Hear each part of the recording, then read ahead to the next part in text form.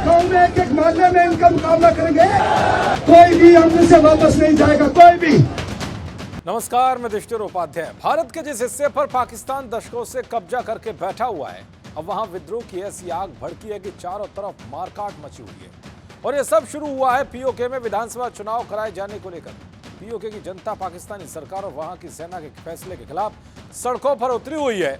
लाखों की तादाद में सड़कों पर उतर प्रदर्शनकारियों ने ऐलान कर दिया है कि जब तक पाकिस्तानी सरकार अपना फैसला वापस नहीं ले लेती, तब तक वो सड़कों पर ही अड़े रहेंगे, चाहे उसके लिए उन्हें अपनी कुर्बानी ही देनी क्यों न पड़े। और ऐसा हो भी रहा है। जितना पाकिस्तानी सेना यहाँ के लोगों पर अटैक कर रही है, उतना ही यहाँ प्रदर्शन और ज्यादा उग्र हो रहा है।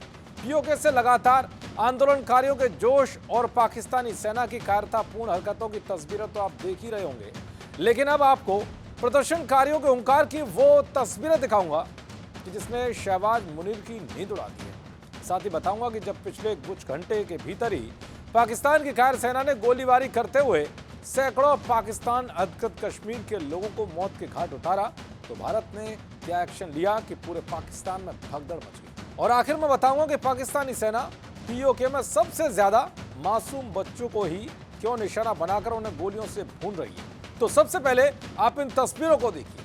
ये तस्वीर पाकिस्तान के रावलकोट की है, जहां पाकिस्तान के कब्जे वाले कश्मीर के अलग अलग हिस्सों से हजारों लोग इकट्ठा हुए और इन सब लोगों ने पाकिस्तान की उस कायर सेना के खिलाफ हुंकार भरी, जिसने प्रदर्शन कर रहे निहत्थे लोगों पर गोलियां चलाकर उन्हें भून डाला। प्रदर्शनकारियों का नेतृत्व कर रही ज्वाइंट अवामी एक्शन कमेटी के लोगों ने खुला ऐलान किया है कि पाकिस्तानी सेना और उसकी सरकार का मजबूती के साथ सामना करते रहेंगे। एक बार आप भी सुनिए प्रदर्शनकारियों ने क्या कुछ कहा। एक बंदा नजर में है जो सोलतकार इस टाइम इनके साथ मिलकर हम पर जुल्म कर रहा है, वो डीसी है, एसपी है, एसी है, वो बाकी कोई है, वो शुरुआती सियासतदान है। इनको मैं कहना चाहता हूँ, सारे पुत्र लगने पुत्रों,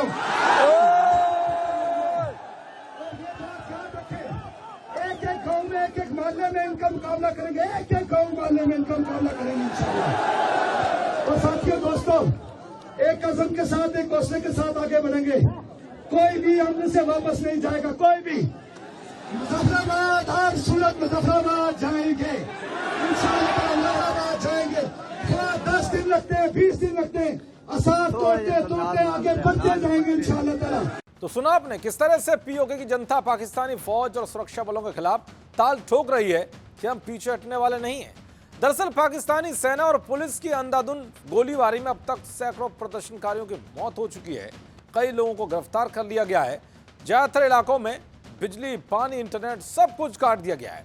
ये नहीं बल्कि पाकिस्तानी सेना किस तरह से अत्याचार कर रही है, उसका अंदाजा आप इसी बात से लगा सकते हैं कि वो सबसे ज्यादा महिला और बच्चों को निशाना बनाकर उन्हें मौत के घाट उतार रही है। इसके पीछे की वजह बताई जा रही है कि पाकिस्तान की सरकार और वहां की सेना पीओके के लोगों की नस्लों को खत्म करना चाहती है, इसीलिए वो ऐसा कर रही है। चलिए अब आपको बताता हूं पीओके में पाकिस्तानी सेना की कायरता को लेकर भारत ने क्या कुछ कहा है, जो बताता है कि अगर पाकिस्तान में ऐसे ही मारकाट चलती रही तो भारत उस पर कोई बड़ा एक्शन ले सकता है। दरअसल भारत ने पाकिस्तान की बर्बरता की कड़े शब्दों में निंदा की है। भारत ने कहा कि पाकिस्तान के कब्जे वाले कश्मीर में पुलिस की गंभीर बर्बरता की खबरें हैं। हमें उम्मीद है कि अंतर्राष्ट्रीय समुदाय पाकिस्तान को उसके गलत कामों और जातियों के लिए जवाबदेह ठहराएगा। साफ है, फिलहाल जो स्थिति बनी हुई है उसके हिसाब से भारत पीओके में सीधे सेना भेजने के बजाय कूटनीतिक और मानवीय कदम उठा सकता है। भारत अंतर्राष्ट्रीय मंचों पर पाकिस्तान पर कूटनीतिक दबाव बना सकता है, मानवीय सहायता का प्रस्ताव रख सकता है।